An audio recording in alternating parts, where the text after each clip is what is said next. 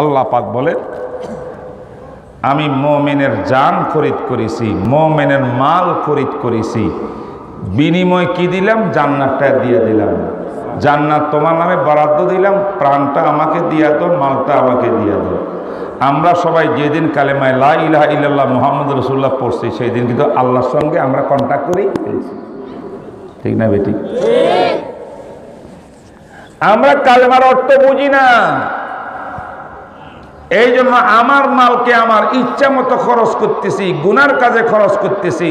আমার প্রাণ, আমার দেহ, আমার শক্তিকে আমি আমার মন চাই জীবন উপরে খরচ করতেছি। আল্লাহর চাহিদার উপরে আমার প্রাণও যায় না, আল্লাহর চাহিদার মধ্যে আমার মালও যায় না, কারণ আমি লা ইলাহা ইল্লাল্লাহ মুখে পড়েছি, অন্তরে বিশ্বাস করি না। ঠিক না বে? ঠিক কর। নাইলে যদি অন্তর বিশ্বাস করতাম, সেই দিনে আমার মাল অবৈধ পথে খরচ হবে না। আল্লাহকে বিক্রি করে দিছি, আল্লাহকে আমি কিনলাম, কিনিয়া তোমার টাকা তোমার পকেটে রাখলাম, আমি তোমার প্রাণ কিনলাম, তোমার প্রাণ তোমার দেহের সঙ্গে রাখলাম।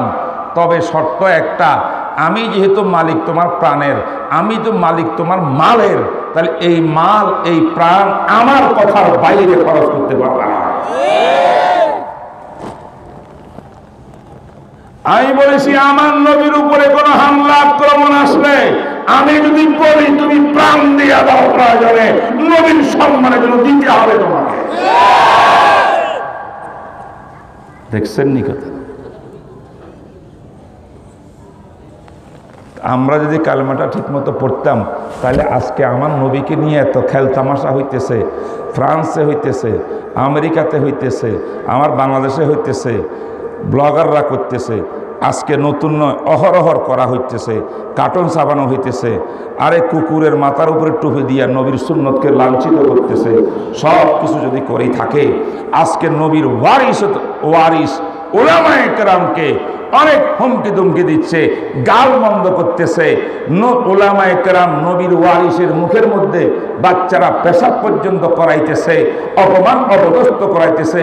এমন অবস্থা উলামায়ে কেরামকে করলে নবীর সম্মানও বাকি থাকে না, নবীর সম্মান বাকি না থাকলে ঈমানও বাকি থাকে না।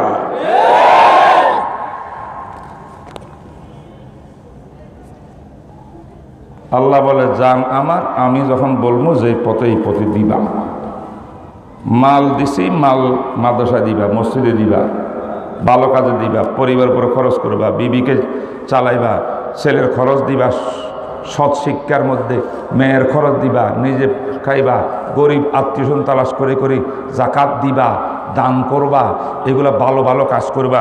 খবর তার কোনো গুনার কাজে তুমি টাকা নষ্ট করিও না। কিন্তু বর্তমানে আমাদের টাকা কোন পথে যাইতেছে, কথা বুঝছেন তো? তা আমি বলতেছিলাম যে জান্নাত থেকে আমার পিতা মাতা আসছে, আমাদের প্রত্যেকজনও জান্নাতের মধ্যে জায়গা আছে তো, এটা আমাদের আসল বাড়ি তো।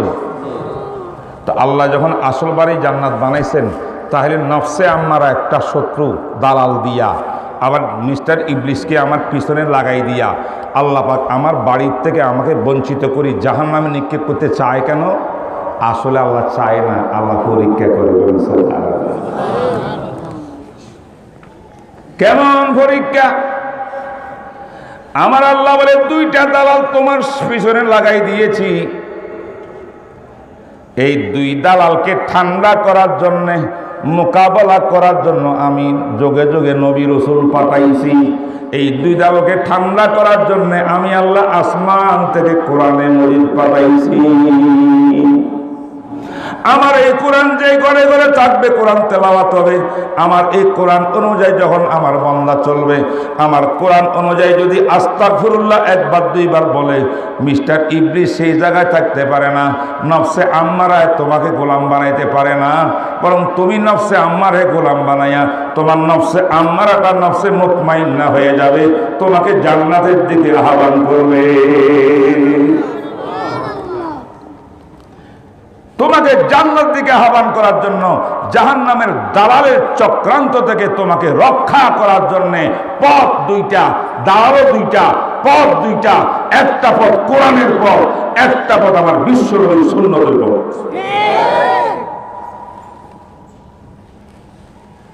কোরআন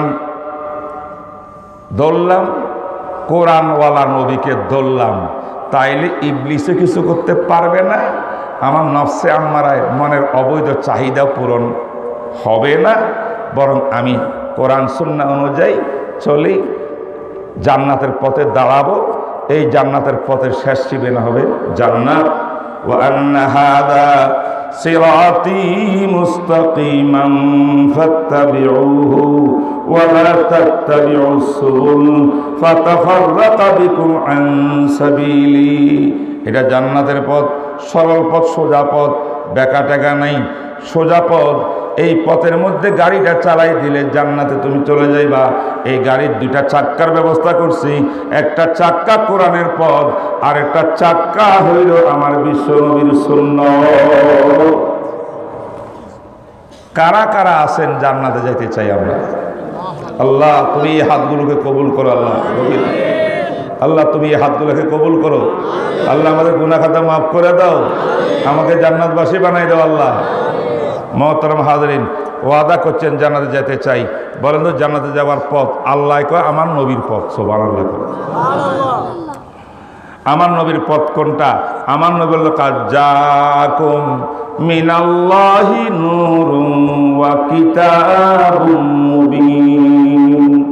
আমার আল্লাহ বলেন আমাকে যারা মোহাব্বত করতে চাও, ওগো নবীজি আপনি তাদেরকে বলে দেন আপনার অনুসরণ করতে। আমার নবী বলেন আমার অনুসরণ করলে আল্লাহ তোমাকে মোহাব্বত করে নেবে। আমার অনুসরণ কোনটা? আমার পথ কোরআন ছাড়া কোনো পথ নাই। যেটা কোরআনের পথ সেটা আমার নবীর পথ। আমাকে মানা, কোরআন মানা, একই কথা। কোরআন আর আমাকে মানলে তুমি আল্লাহর মাহবুব হয়ে যাইবা। আল্লাহ মাহবুব করে নিলে কোনো কচ্ছিন কালেও তোমার জাহান্নামের বাইরে তুমি হবা জান্নাতি। বিষয়টা বুঝাতে পারলাম কিনা? জান্নাতে যাওয়ার হওয়ার জন্য কি লাগবে? কোরআন, কোরআনের নবীকে মানা লাগবে। কথা বলেন না কেন? আমরা কি নবীর পথে, কোরআনের পথে আসি? আসি? হ্যাঁ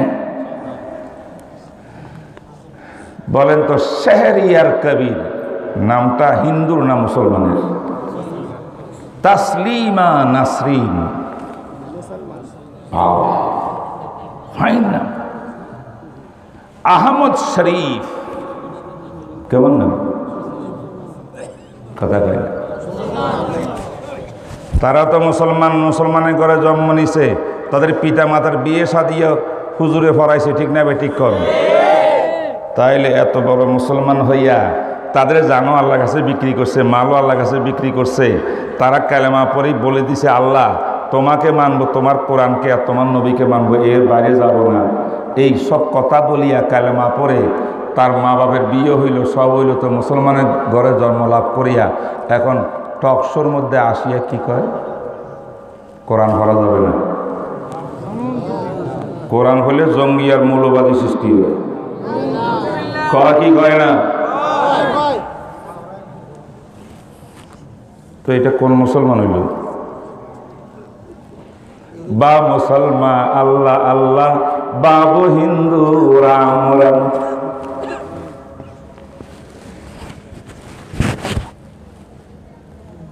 সুবিধাবাদ জিন্দাবাদ।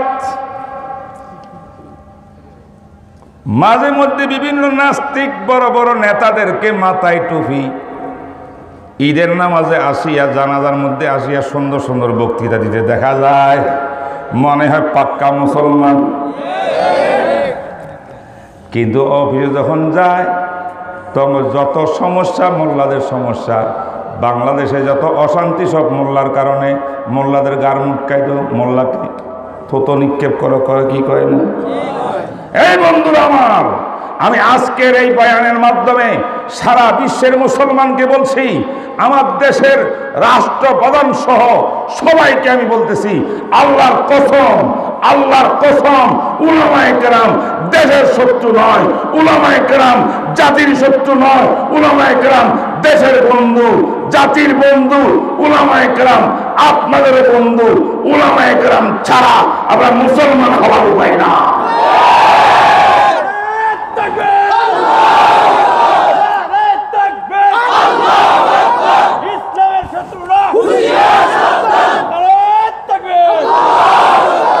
করোনা ভাইরাসের সময় দেখা গেছে স্ত্রী মারা গেছে, স্বামী কাছে যায় না।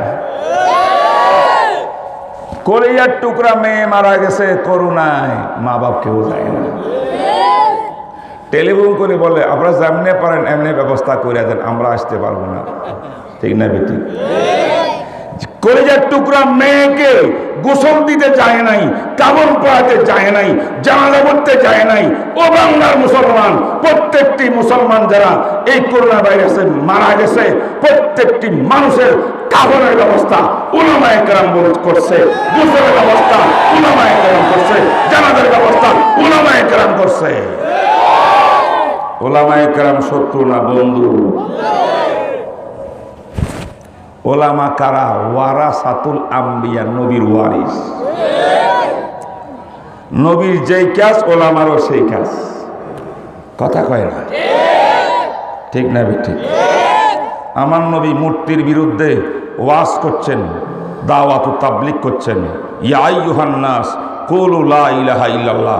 ও মূর্তি পূজারীর দল, আবু জাহেলের দল, ও আমার আত্মীয় স্বজন, ও আরবের মান্যগণ্য লোকরা, 360টা মূর্তি যারা পূজা করো, লাত, হবল, উজ্জা, এই সেই নাম দিয়া আমি মুহাম্মদ আল্লাহ রসুল হয়ে আসছি, তোদেরকে দাওয়াত দিছি লা ইলাহা ইল্লাল্লাহ।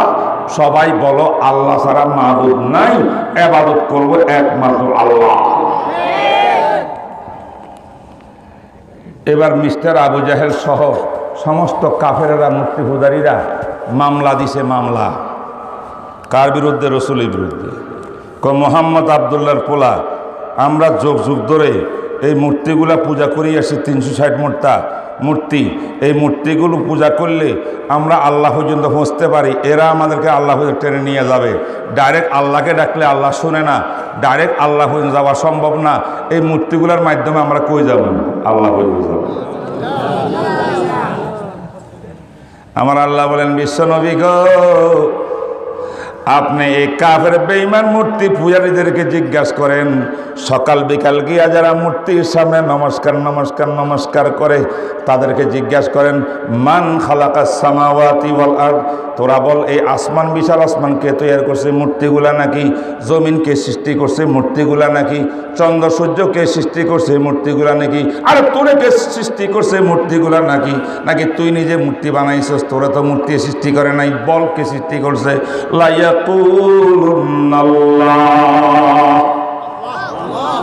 মূর্তি পূজারীরা কয় আল্লাহ সৃষ্টি করছে। সুবহানাল্লাহ কেতেন না? আল্লাহ মূর্তি পূজারীরা মানে আল্লাহ সৃষ্টি করছে, কোরআনের কথা। আচ্ছা, এবার আমার আল্লাহ নবীকে জিজ্ঞেস বলে, হুজুর তাইলে তাদেরকে প্রশ্ন করেন, যদি আসমান জমিন তোমারই সৃষ্টিকর্তা আল্লাহ হয়, তো লাতের কাছে যাও কে? হুবলের কাছে যাও কে? এদের পূজা করো কেন? যে আল্লাহ তোমারই সৃষ্টি করছে, আসমান জমিন সৃষ্টি করছে, তার ইবাদত করো ডাইরেক্ট। ঠিক না বেটি? এবার রসুল যখন মূর্তি পূজারীকে জিজ্ঞাসা করলো যে তোরা ডাইরেক্ট আসমান জমিনের সৃষ্টিকর্তা আল্লাহর পূজা না করি এদের কাছে যাস কেন? নিজের হাতে না বানাইছস পাথর দিয়ে এগুলারে? তখন কি করে জানেন? মা না'বুদুহুম ইল্লা লিয়ুকাররিবুনা ইলাল্লাহি যুলফা। সূরা জুমারের ভিতরে আমার আল্লাহ তাদের জুমারে উত্তর দিচ্ছেন, তাদের যুক্তি খাড়া করছেন। আল্লাহ জানাই দিছেন, তারা বলতেছে আমরা এই 360 মূর্তিকে পূজা করি না, পূজা করি একমাত্র এই উদ্দেশ্যে লিয়ুকাররিবুনা ইলাল্লাহি যুলফা। আসমান জমিনের সৃষ্টিকর্তা আল্লাহ যিনি, সে আল্লাহর কাছে ডাইরেক্ট যাওয়া যায় না, আমরা দেখিও না, দেখা যায়ও না, এই ডাইরেক্ট যাওয়া যায় না। তাই এই 360টার মূর্তি পূজার মাধ্যমে আমরা আল্লাহ পর্যন্ত পৌঁছতে চাই, ডাইরেক্ট আল্লাহ পর্যন্ত যাইতে চাই না, এদের মাধ্যমে পৌঁছতে চাই। এই যুক্তি হলো মূর্তি পূজারীদের। আমার দেশের কবর পূজারী, মাজার পূজারী যত বন্ড পীর আছে সবাই একই অবস্থা।